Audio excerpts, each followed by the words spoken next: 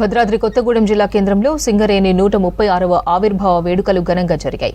కొత్తగూడెం ప్రకాశం స్టేడియంలో జరిగిన కార్యక్రమానికి సంస్థ chairman and managing director N Balaram attend అయ్యారు. జెండాను ఆవిష్కరించి వేడుకలను ప్రారంభించారు. సింగరేణి వివిధ విభాగాలకు చెందిన 24 స్టాల్స్ ను సంస్థ డైరెక్టర్లతో కలిసి ప్రారంభించారు.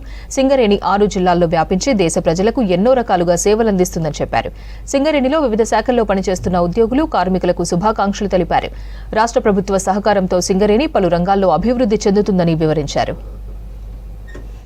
సంస్థ ఒక చిన్న కుగ్రామం సింగరేణి అనే గ్రామంలో ఆవిర్భవించి ఎల్లందు బొగ్గుట్టతో ప్రారంభమై సింగరేణిలోని ప్రస్తుత 6 జిల్లాల్లో వ్యాపించి దేశ ప్రజలకి ఎన్నో రకాలుగా సేవలు అందిస్తుంది.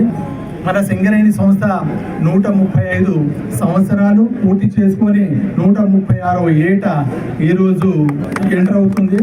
ఈ సందర్భంగా సమస్త సింగరేణి కార్మికులు, అధికారులు, అవుట్సోర్సింగ్, ఎస్ఎన్పిసి అందరికీ శుభాకాంక్షలు. మనము రాష్ట్ర ప్రభుత్వ సహకారంతో సింగరేణి సంస్థ దినదిన అభివృద్ధి చెందుతూ ముందుకు వెళ్తుంది. ఇప్పటికే మీకు తెలిసినట్టు సింగరేణి సంస్థ ముఖ్యంగా బొగ్గు వెలికితీతలోనే ఉండింది. దాని తర్వాత మనము థర్మల్ పవర్ జనరేషన్లో అలాగే సోలార్లో ఎంటర్ అయ్యాము. ఆ తర్వాత అనేక రకాలుగా నెక్స్ట్ కూడా మనము పంపుడు చోటులు వెళ్ళడం కానీ సోలార్ని కమర్షియల్ బేసిస్లో తీసుకెళ్లడము, అలాగే కార్బన్ టు మిథనాల్ తీసుకెళ్లడము, జియో థర్మల్ చేయడము, అనేక విధాలుగా.